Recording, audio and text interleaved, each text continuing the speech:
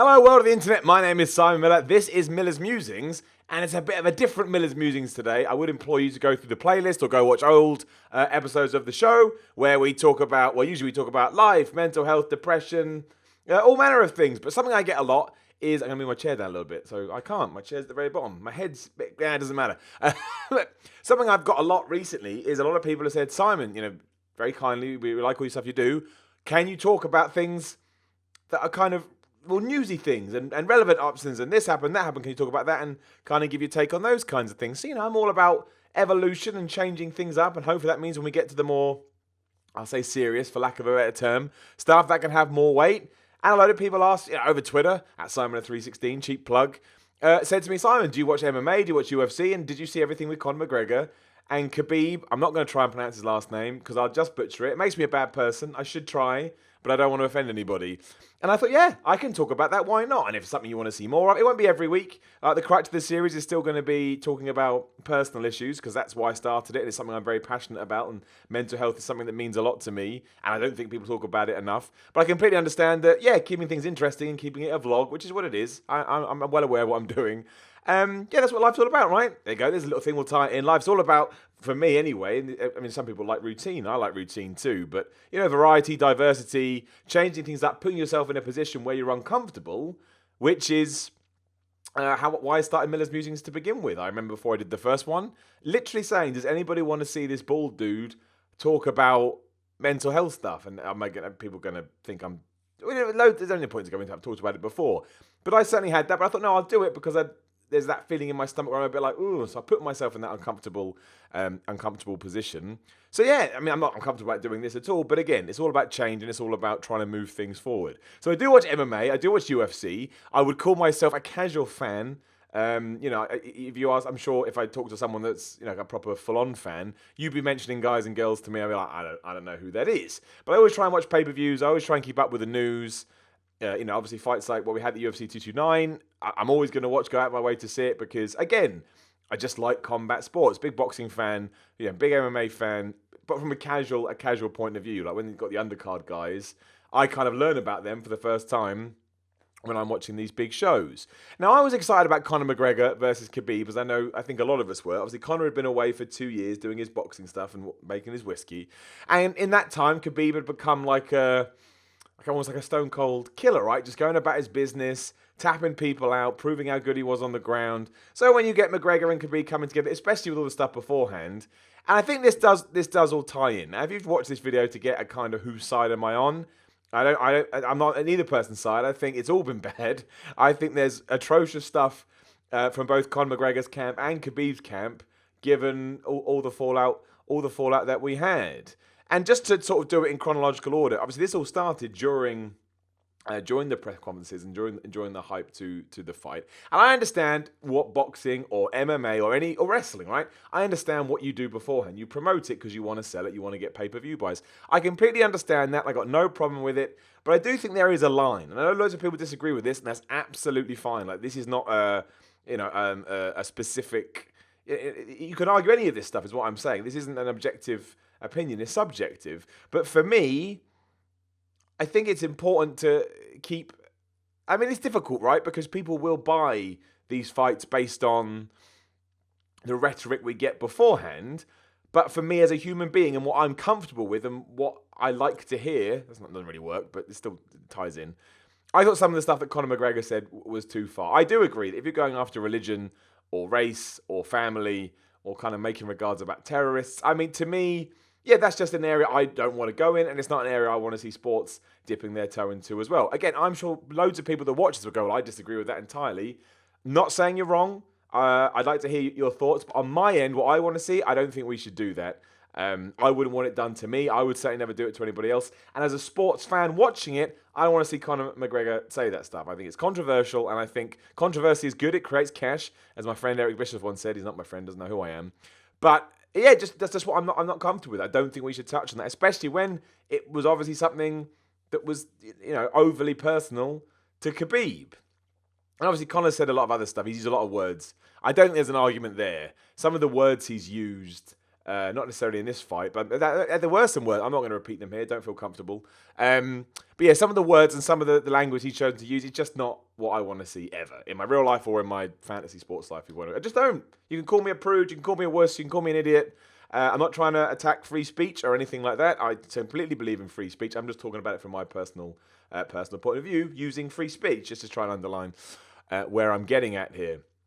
And I thought there was some cool bits leading up to it. Like, I like the fact that Khabib walked out of the press conference because Conor McGregor was late again. I think that does add to the story and makes it interesting. Like, Khabib's not going to put up any McGregor's shit, and he's just, he's going to go ahead with his own thing. And then we get to the fight, and let's spoil on. I don't want to rant on too much. And again, for me personally, again, I've underlined my MMA credentials. We had 4 rounds. Obviously, Conor lost in the 4th. I thought round 1 Khabib won. I thought round 2 Khabib won. Obviously, round 4 he definitely won because he won the fight. I thought in round 3 Conor looked a lot better, but ultimately Khabib was too good at taking him down, too good at controlling him on the ground, and McGregor didn't really have an answer for that. And then, I've heard the finish. I would have called it a rear naked choke, but somebody else was calling it a neck crank because he said his arms in a different place. Again, that's way beyond my station. So I call it a rear naked choke. Apologies if you're a kind of proper MMA hero. You don't know what you're talking about. No, you're right, I don't. Again, it's difficult. I was listening to another podcast and somebody said they thought McGregor, and they actually said this is something McGregor does too much, is that when he's under stress or under duress, he taps out too quickly. I would never say that. It's like, I think it's crazy when you listen to boxing pundits or sport pundits talk about boxers, and they go, he doesn't want to face him because he's scared of him. Yeah, he probably is. Because it's really scary to get in. I think that's nuts. So I would never comment on that. Anyway, let's talk about the stuff that we're meant to talk about, which is everything afterwards. Again, 2 wrongs do not make a right at all. And but everyone is to blame here. Everyone. Conor McGregor is to blame. Khabib is to blame. The UFC is to blame.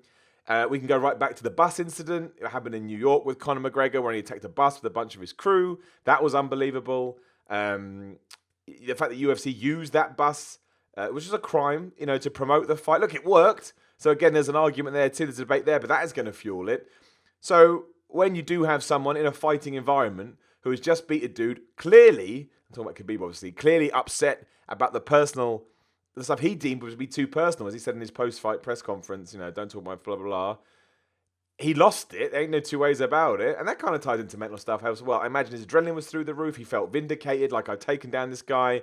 No excuse, though. Jumped the octagon and just launched himself into Conor McGregor's team, which was, it was like pro wrestling. I did a tweet about that because the only thing I could see when I was watching it. Now, look, you take away all the other stuff about actually what it means, really entertaining. Again, they've got the world talking, it was trending on Twitter, and even mates of mine I know that don't watch that stuff were texting me going, what the hell is all this stuff? Why is it like an episode of Monday Night Raw, which it really was?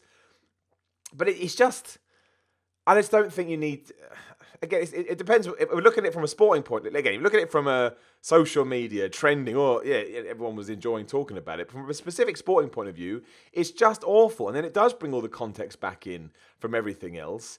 And it just, the whole thing makes it just a bad day or a bad couple of days for MMA. Like, Khabib should never have done that. I think as a fighter, especially in that kind of environment, especially for a sport like MMA, which does get a bad rap around the world. Like, I think it's still banned in France. I may be wrong. I think that's true. And I'm sure that's true with some other countries as well. Like, it only got sanctioned in New York, 2 years ago? If that? Again, my dates aren't great. But I think you kind of need to have your fighters uphold this, downplay this notion that it's just a bunch of thugs beating each other up, because there is more to it than that. Same with boxing. You can break down to any sport and sell it that way, but there is always more to it.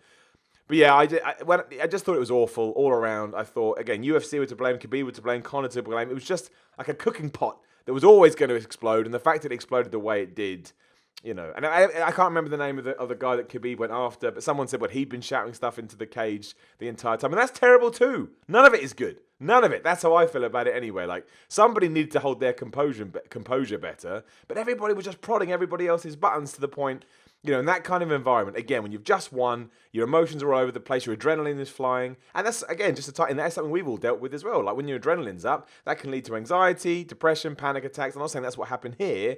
I'm just trying to underline that adrenaline is a crazy drug.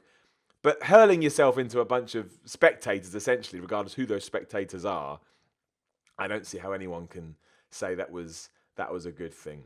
So for all those people that asked me on Twitter, yes, I think everybody's to blame, which is a bit of a cop-out answer, a bit of a politically charged answer, but that's what I think. I really, really do. I watched the whole thing.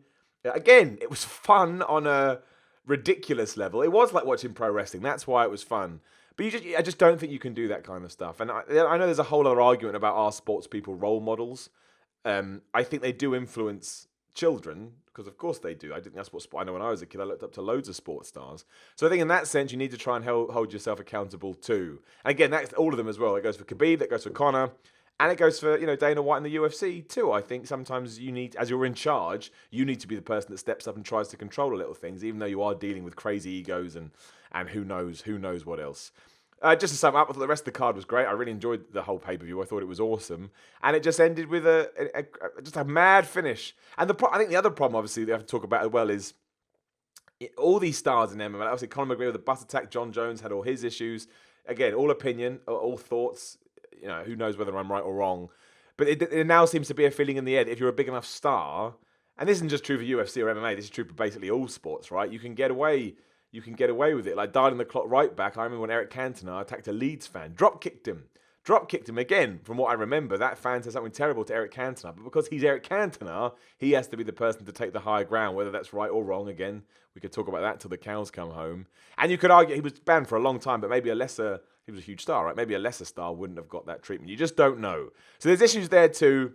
But yeah, that's just how I feel about it. I'm sure loads of people are going to have other opinions. Drop me a comment below. Again, go check out the other Miller's Musings. They're all around 10 minutes. I'm going to try and keep them to less length. If we talk about more newsy stuff, they may get a little bit bigger.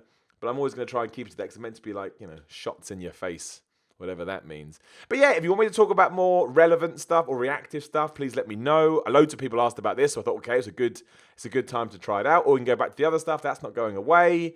Or maybe we can make these more than once a week. Maybe if something happened, I can just get one done and throw it out there. It's all fueled by you guys and what you guys want to see. Just stuff I'm all very passionate. I never talk about something I'm not passionate about. And I was passionate about this. I was talking to some friends about it, like I say, and I was just like, what is going on? Everyone's, and it is kind of interesting to watch social media pick sides too. I think that's kind of fascinating as well. But for me, I just think this is bad all round. Like, share, subscribe, leave a comment below. And again, I do this every Monday. Maybe we'll start doing more. I'll play it by ear. Mostly, thank you for watching. And yeah, I'll talk to you again soon.